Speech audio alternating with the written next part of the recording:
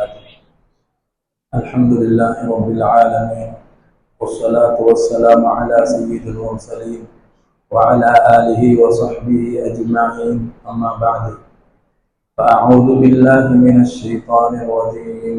بسم الله الرحمن الرحيم. ود كثير من أهل الكتاب لو يردونكم من بعد إيمانكم كفارا حسدا من عند أنفسهم من بعد ما تبين لهم الحق فاعفوا واصفحوا حتى يأتي الله بأمره إن الله على كل شيء قدير. صدق الله العظيم. وقال رسول الله صلى الله عليه وسلم: كلكم راع وكلكم مسؤول عن رعيته إلى آخر الحديث، أو كما قال عليه الصلاة والسلام. கண்ணியமிக்க அல்லாஹ்வின் நல்லடியார்களே, இஸ்லாமிய சகோதரர்களே, அல்லாஹ் சுப்ஹானஹு வ தஆலா இந்த புனிதமான ஜும்மாவுடைய தினத்தில் நம்மை எல்லாம் ஒன்று சேர்த்ததை போல் நாளை ஆகிராவிலே ஜன்னத்துல் ஃபிர்தௌஸ் என்ற உயர்ந்த சோனவதிலே அல்லாஹ் நம் எல்லோரையும் சேர்த்து புரிவானாக. கண்ணியமிக்க அல்லாஹ்வின் நல்லடியார்களே, நபி ஸல்லல்லாஹு அலைஹி வஸல்லம் அவர்கள் இந்த உலகிற்கு அருளாக அனுப்பப்பட்டார்கள். வமா அர்ஸல்னாக இல்லா ரஹ்மத்தல் லில் ஆலமீன். அகில உலக மக்களுக்கு நபியே, உங்களை நாம் அருளாக ரஹ்மத்தாக அனுப்பியிருக்கிறோம். ஆலமுக்கு, மனிதர்கள் மட்டுமல்ல ஜின்களுக்கும், இந்த உலகத்தில் எதுவெல்லாம் இருக்கிறதோ அனைத்துக்கும் ரஹ்மத்தாக அனுப்பப்பட்டவர்கள் தான் முஹம்மது ரசூலுல்லாஹி ஸல்லல்லாஹு அலைஹி வஸல்லம். அவர்களுடைய வாழ்வை அல்லாஹ் சுப்ஹானஹு வ தஆலா எல்லா நிலையில் உள்ள மனிதர்களுக்கும் முன்மாதிரியாக வழிகாட்டியாக அல்லாஹ் இருக்கிறார். குறிப்பிட்ட ஒரு துறைக்கு வழிகாட்டி அல்ல. மனிதன் வாழ்ந்தால் இப்படித்தான் வாழ வேண்டும். அவன் எந்த துறையில் இருந்தாலும் சரி, எந்த நிலையில் இருந்தாலும் சரி, எல்லா நிலைக்கும் முன்னுதாரணமாக அல்லாஹ் சுப்ஹானஹு வ தஆலா நபி ஸல்லல்லாஹு அலைஹி வஸல்லம் அவர்களை முன்மாதிரியாக ஆக்கியிருக்கிறார். லகத் கான லகும் ஃபீ ரசூலில்லாஹி உஸ்வத்துன் ஹஸனா. அல்லாஹ்வுடைய திருத்தூதருடைய வாழ்விலே உங்களுக்கு அழகிய முன்மாதிரி இருக்கிறது என்பதாக அல்லாஹ் நமக்கு சுட்டிக்காட்டுவார்.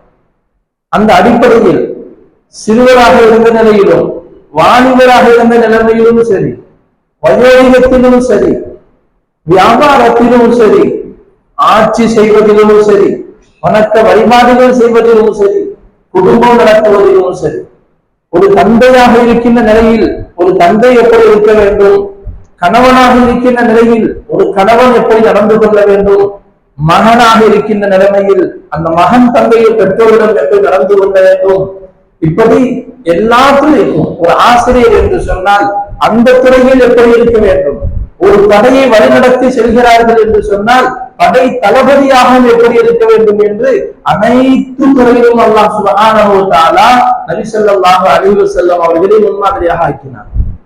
வரலாறு நடுவே நமக்கு பாடமாக இருக்கிறது.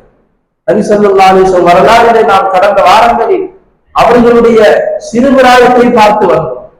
அவர்களை வளர்த்து வந்த அப்துல் முத்தலிப், அபூ தாலிப், அவருடைய பாட்டனார் இறந்த பிறகு நபி ஸல்லல்லாஹு அலைஹி வஸல்லம் அவருடைய சிறிய தந்தையாகிய அபூ தாலிப் அவர்கள் பராமரிப்பில் வளர்கிறார்கள். அவர்களை போன்ற அழகு சௌந்தரியம் உள்ள குழந்தையை பார்க்க இயலாது, அவர்களை போன்ற நற்குணம் உள்ள சிறுவர்களையும் பார்க்க இயலாது. அப்படிப்பட்ட பண்பாடை அல்லாஹ் சுப்ஹானஹு வ தஆலா அவர்களை வளர்த்தெடுத்தான், வார்த்தெடுத்தான்.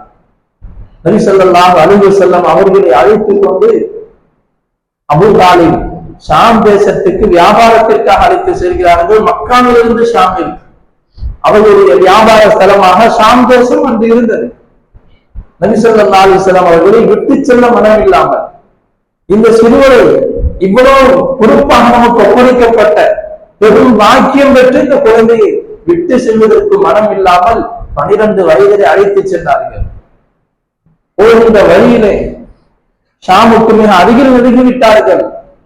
அங்கு ஒரு மரத்தடியிலே நபி ஸல்லல்லாஹு அலைஹி வஸல்லம் அவர்களுடைய சிறிய தந்தையாகிய அபூ தாலிப் அந்த வியாபார பொருளோடு மரத்தடியிலே தங்குகிறார்கள்.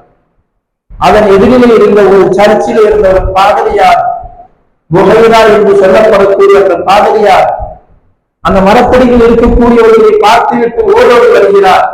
குறிப்பாக நபி ஸல்லல்லாஹு அலைஹி வஸல்லம் 12 வயது நிரம்பிய அந்த சிறுவரை, இவ்வளவு பிரகாசம் நிறைந்த அந்த சிறுவரை பார்த்ததும் ஓடி வந்து இவர்கள் யார் என்று அறிய வேண்டும், முன்னறிவிப்பு செய்யப்பட்ட மனிதரை போன்று தெரிகிறது என்பதாக அவர் ஆசையோடு ஓடி வந்து அந்த குழுவினர்களுக்கு விருந்துக்கு ஏற்பாடு செய்தார்.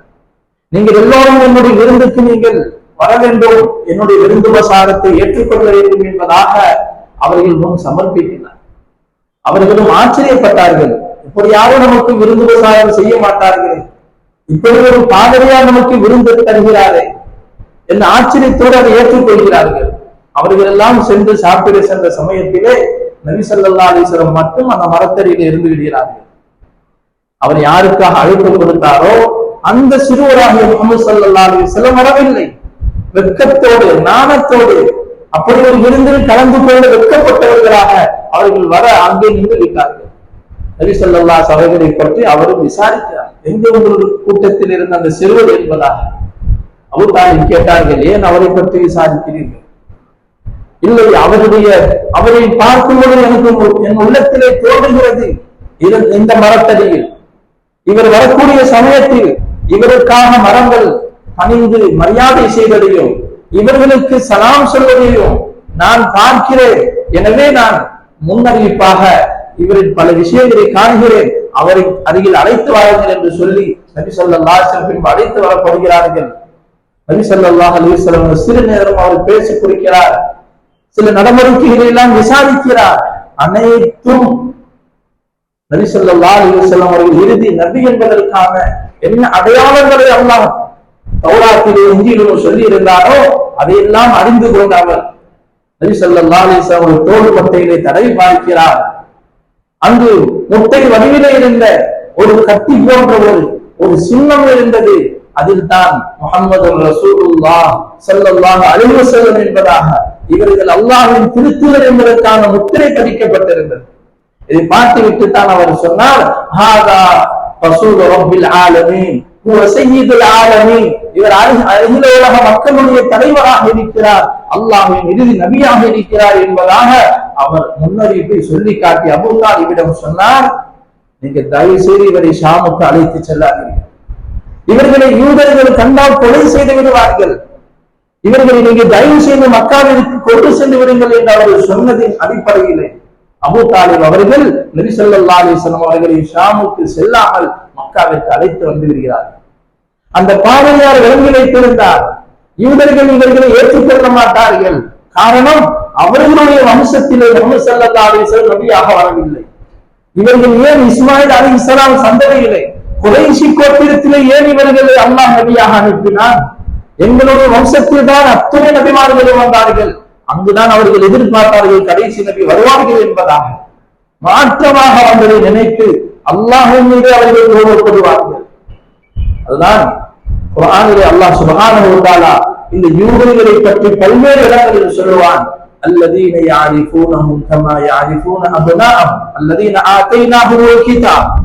நாம் யாருக்கு வேதத்தை வழங்கினோமோ அந்த யூதர்கள் யாரிஃபூன அப்னாஅஹும், நபியே உங்களை இவர்கள் அறிவார்கள், நீங்கள் நபிதான் என்பது அவர்கள் நன்கு தெரியும். எந்த அளவுக்கு இவர்கள் வழங்கி வைத்திருக்கிறார்கள் என்று சொன்னால், கமா யாரிஃபூன அப்னாஅஹும், தங்களுடைய பிள்ளைகளை எப்படி ஒரு தந்தை பிள்ளையை அறிந்து கொள்வாரோ அதுபோன்று வெட்ட வெளிச்சமாக தெரியும் இவர்கள் அல்லாஹ்வின் திருத்தூதர் என்று தெரிந்து கொண்டு தான் இவர்கள் ஏற்கம் மறுக்கிறார்கள். காரணம் ஒன்றே ஒன்றுதான். கடந்த வாரம் அதை பற்றி முழுமையாக பேசப்பட்டது. பொறாமை என்ற தலைப்பிலே அழகாக ரத்தின சுருக்கமாக நமது வாழ்வுக்கு தேவையான விஷயம் சொல்லப்பட்டது. அந்த ஹசது என்ற பொறாமை தான். கண்ணியமிக்க அல்லாஹ் நல்லடியார்களே, அந்த பொறாமை தீயினால் தான் இன்றும் உலக அரங்கில் நாம் பார்த்து கொண்டிருக்கின்றோம். எவ்வளவு கொடூரமான விஷயங்களை, கொலைகளை, படுகொலைகளை செய்து கொண்டிருக்கிறார்கள் என்பதை நாம் நம்முடைய வாழ்வில் நாம் கண்கூடாக அன்றாடம் நம்முடைய ஒரு சமூகம், நம்முடைய சகோதர சகோதரிகள் உயிரோடு வஞ்சிக்கப்படுவதை நம்மால் வேடிக்கை பார்க்கத்தான் முடிகிறது. அல்லாஹ் நம்மை மன்னிப்பானாக, அவர்களுக்கு விரைவில் விடுவை அல்லாஹ் தருவானாக. உலக அரங்கிலே அல்லாஹ் யூதர்கள் யார் என்பதை வெளிப்படுத்தி விட்டான். புரியாதவர்களுக்கெல்லாம் புரிந்திருக்கும் ஏன் அல்லாஹ் யூதர்களை இவ்வளவு குர்ஆனிலே சபிக்கிறான்? சூரா ஃபாத்திஹாவிலிருந்தே நமக்கு அல்லாஹ் பாடத்தை கற்பிக்கிறார்.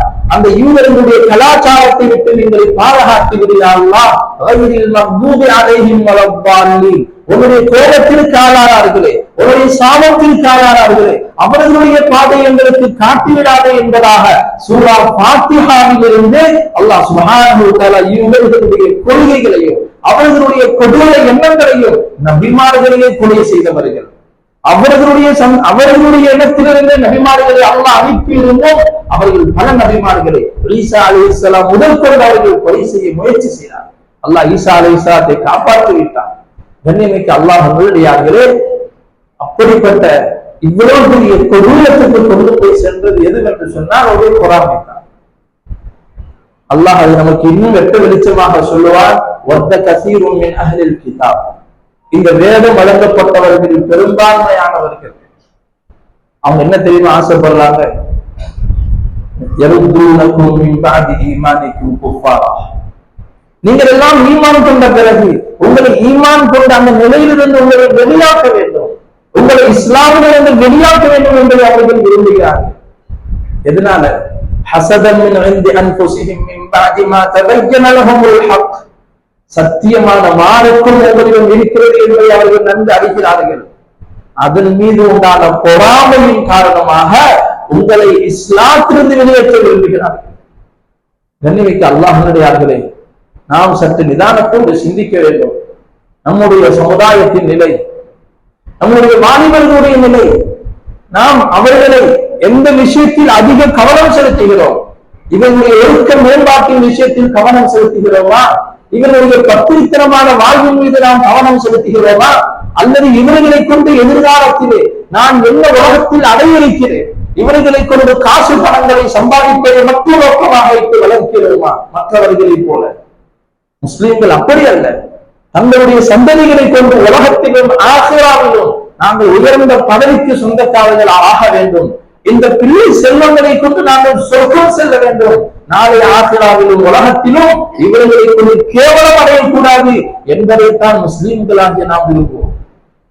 ஆனால் தற்காலத்தில் அல்லாஹ் நம்மை மன்னிப்பானாக, அவர்களுக்கு படிப்பு தேவைத்தான், படிக்கவும் தான் வேண்டும் என்று சொல்லி அவர்கள் முழுமையாக ஒப்படைத்து விட்டோம். யாரிடத்தில் ஒப்படைத்திருக்கிறோம் என்பதை சற்று நிதானித்து சிந்தித்தால் விளங்கும்.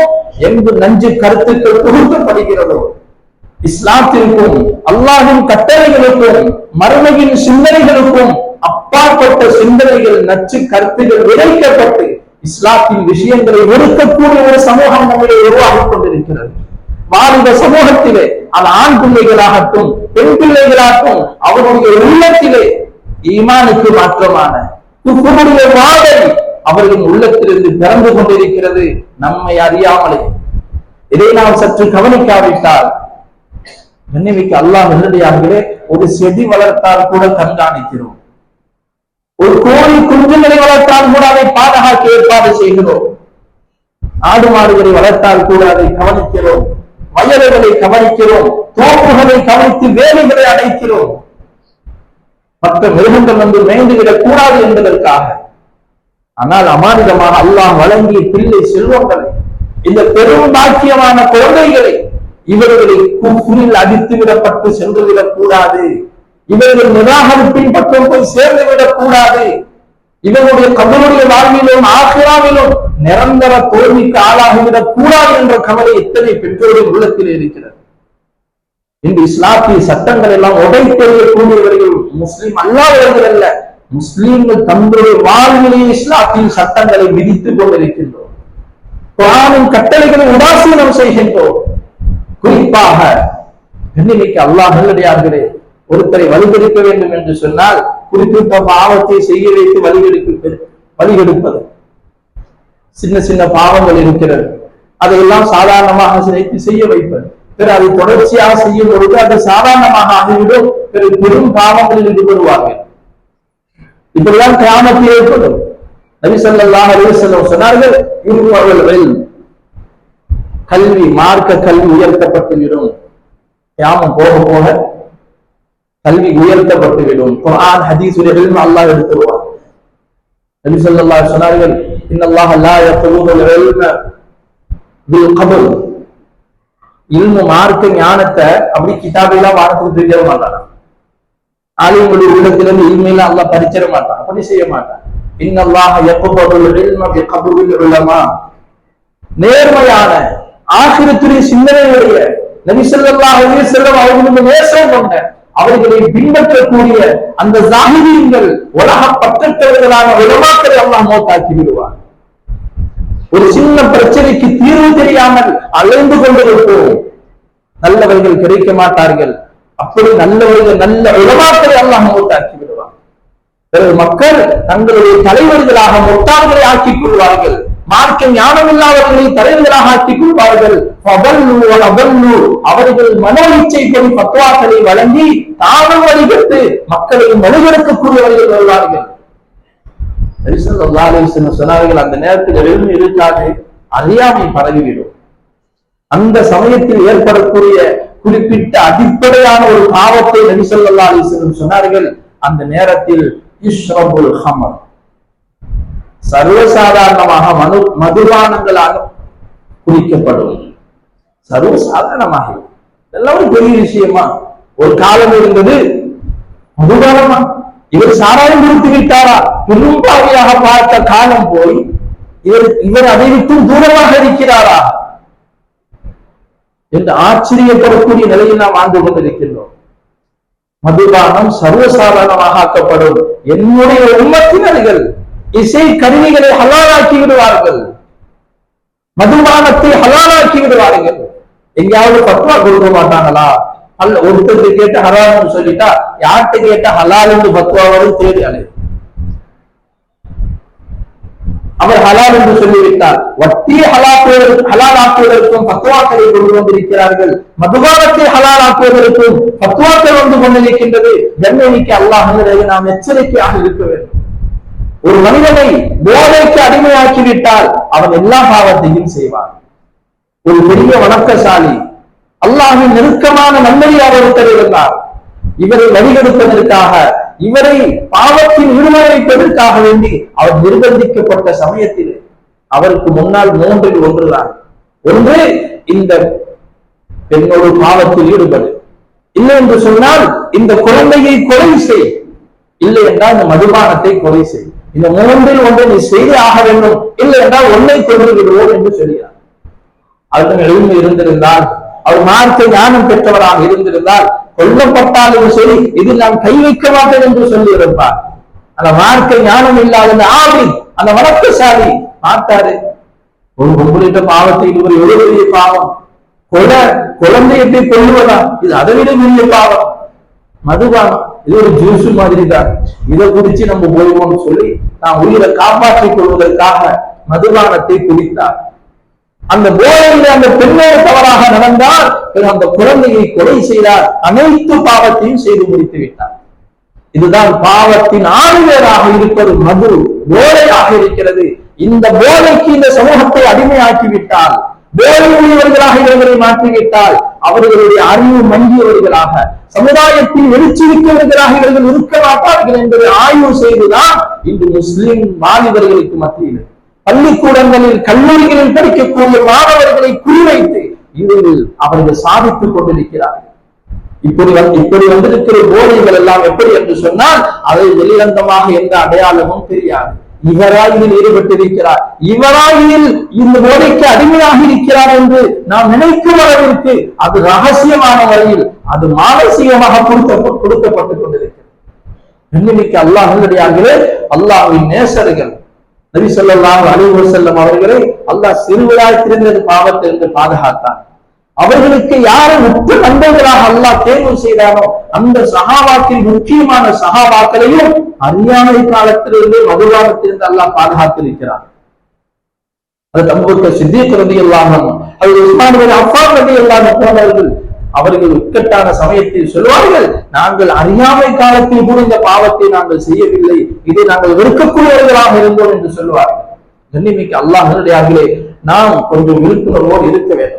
ஒரு சமுதாயத்தின் எழுச்சியும் சரி, ஒரு சமுதாயத்தின் வீழ்ச்சியும் சரி அந்த சமுதாயத்தின் வாலிபர்களை வைத்துத்தான்.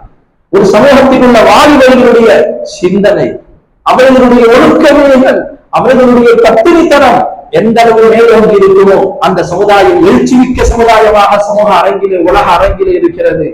எந்த சமுதாயத்தில் வாலிபர்களுடைய நிலை கடும் பாதாளத்தில் போய்விடுமோ அந்த சமுதாயம் வீழ்ச்சியில் வந்து விட்டது என்பதாக ஆகிவிடும். நாம் நம்ம சமுதாயத்தை பாதுகாப்பதில் கவனம் செலுத்த வேண்டும். கண்ணிமிக்க அல்லாஹ் நல்லடியார்களே, அந்த மதுவிற்கு அடிமையாகும் நிலையிலிருந்து நம்முடைய இளைஞர்களை, நம்முடைய சந்ததிகளை, நம்முடைய பிள்ளைகளை பாதுகாக்கின்ற விஷயத்திலே முக்கியத்துவம் கொடுங்கள். குறிப்பாக அவர்கள் குறிப்பிட்ட வயதை அடைந்ததிலிருந்து 10ஆம் வகுப்புக்கு மேலிருந்து அவருடைய நிலைமையை சற்று கூடுதலாக கண்காணிக்க வேண்டும். அதிகமாக மஸ்ஜிது தொடர்புடையவர்களாக, அல்லாஹின் பாதையில் போகக்கூடியவர்களாக, அல்லாஹ் ரசூலின் விஷயங்களை கேட்பதற்கான அவகாசத்தை அவர்களுக்கு நாம் ஏற்படுத்தி கொடுக்க வேண்டும். குறிப்பாக கல்லூரிகளுக்கு அனுப்புகின்ற விஷயத்திலே மிகவும் எச்சரிக்கையாக இருங்கள். மிகவும் எச்சரிக்கையாக. எந்த இடத்தில் தீனுடைய சூழ்நிலை இருக்கிறது பார்த்து அனுப்புங்கள். சில கல்லூரிகளில் நமது ஊரை சொல்லியே நமக்கு எச்சரிக்கை செய்கிறார்கள். இந்த கல்லூரிக்கு உங்கள் ஊர் பிள்ளைகளை தயவு செய்து அனுப்பாதீர்கள், சீரேவிகளாக வருகிறார்கள். ஆனால் இவர்கள் தான் படும் பாதாளத்திலே வீழ்ந்து விடுகிறார்கள். கண்கூடாக நமக்கு சொல்லிய விஷயங்கள் இது, நேரடியாக சொல்லிய விஷயம். அப்படிப்பட்ட போதைக்கு அடிமையான நிலைமையில் நம்முடைய பிள்ளைகள் போய்விடக் கூடாது. இது போல பெரும் பெரும் பாவங்கள், குறிப்பாக ஆண் பெண் கலப்படம், நம்முடைய பிள்ளைகளுடைய பத்தினித்தன விஷயத்தில் யாரும் கவனம் செலுத்துவது? ஏதோ படிச்சு வெளியேறி சம்பாதிச்சு காசு தந்தா போதுங்கிற லட்சியத்தோடு தான் இருக்கிறோம். இவன் சொர்க்கம் போனால் என்ன, இவன் நரகம் போனால் என்ன, இவன் பத்திரித்தனமாக வாழ்ந்தால் என்ன, இவன் எவ்வளவு கடும் மோசத்தில் வாழ்ந்தால் எனக்கு பிரச்சனை இல்லை. இவன் என்னுடைய மதியை தங்கத்தால் நிரப்ப வேண்டும், மாளிகளை கட்டி நான் அனுபவிக்க வேண்டும் என்று கனவோடு தான் வாழ்ந்து கொண்டிருக்கின்றோம். உலகத்திலும் நாசம், ஆகிரத்திலும் நாசம் தான். அந்த சிந்தனையோட வளர்த்தவர்கள் உலகத்தை அல்லாஹ் கேவலப்படுத்துவார். எந்த பிள்ளைகளை கொண்டு இந்த கனவோடு வாழ்வதோ அதே பிள்ளைகளை கொண்டு உலகத்தில் அல்லாஹ் எதிரிகளாக மாற்றி காட்டுவார். மறுமையில் அவர்கள் அல்லாஹ்விடம் இப்படி சபிப்பார்கள், யா லைதனா அதானா சாததனா வ குபரானா ஃபஅபல்லுனா ஸபீலா. நாங்கள் அல்லாஹ் ரசூலுடைய பேச்சை கேட்டு தீனந்தனை வாழ்ந்திருக்க வேண்டுமே, எங்களுடைய பெற்றோர்களுடைய பேச்சை கேட்டு நாங்கள் இப்படி வழிவிட்டு விட்டோமே. ரப்பனா ஆதிஹிம் ضعفين من العذاب والعنهم لعنا كبيرا. யா அல்லாஹ், எங்களுடைய பெற்றோர்களுக்கு இரட்டிப்பான வேதனையை கொடுப்பாயாக, இவர்களுடைய பெரிய சாபமாக சபித்தீடுவாயாக என்று நம்முடைய பிள்ளைகள் ஆகிராவில் எதிர்த்து பேச வேண்டுமா? அல்லாஹ் அந்த நிலை விட்டு நம்மை பாதுகாப்பானாக. நாம் தீனுடைய விஷயத்தில் கவனம் செலுத்துவோமாக. பரவலாக இதற்காக மொஹல்லாக்கள் போல் உழைப்புகள் செய்ய வேண்டும். இது விஷயத்தில் முழு தமிழகத்திலும் ஜமாஅத்துல் உலமாவும் குறிப்பாக இந்த விஷயத்தில் கவனம் செலுத்தி பல விழிப்புணர்வு ஏற்பாடுகள் செய்திருக்கிறார்கள். விழிப்புணர்வு நிகழ்ச்சிகள் ஏற்பாடு செய்யப்பட்டிருக்கிறது. அதிலும் கலக்க வைப்பது, அதற்காக நாம் ஏதாவது ஏற்பாடுகள் செய்யப்பட்டால் அதற்காக வேண்டி மட்டுமல்ல, அடிப்படையில் ஈமானுடைய பலவீனம் தான். உள்ளத்தில் இருந்து அல்லாஹ்வின் மீது மறுமையின் மீது நம்பிக்கையை நாம் இழந்து விட்டாலே எல்லா பாவமும் சாதாரணமாக ஆகிவிடும். அல்லாஹ் அந்த நிலையில் உம்மத்தை பாதுகாப்பானாக. தீனுடைய நிலையிலே வாழ்ந்து தீனுடைய நிலையிலே மரணிக்கும் அந்த உன்னதமான பாக்கியத்தை நம் எல்லோருக்கும் நசீபாக்குவானாக. கியாமத் வரை வரக்கூடிய சந்ததிகளை தீன்தாரிகளாக அல்லாஹ் ஆக்கி வைப்பானாக. அல்லாஹ் தஆலா இந்த உலகத்தில் என்னென்ன சோதனைகளால் முஸ்லிம்கள் பாதிக்கப்பட்டிருக்கிறார்களோ, குறிப்பாக பலஸ்தீன் மக்களுக்கு அல்லாஹ் உதவி செய்வானாக. சீக்கிரமாக அவர்களுக்கு விடுதலை நசீபாக்குவானாக. இது போன்று யார் நமக்கு முன்னால் போய் சேர்ந்து விட்டார்களே தவறை அல்லாஹ் சொத்து பூங்கவாக்கி வைப்பானாக. நம் எல்லோரையும் சொர்க்கத்தில் ஒன்று சேர்த்தல் புரிவானாக. ஆமீன். வ ஆகிரு தஅவானா அல்ஹம்துலில்லாஹி ரப்பில் ஆலமீன். அஸ்ஸலாமு அலைக்கும் வரஹ்மத்துல்லாஹ்.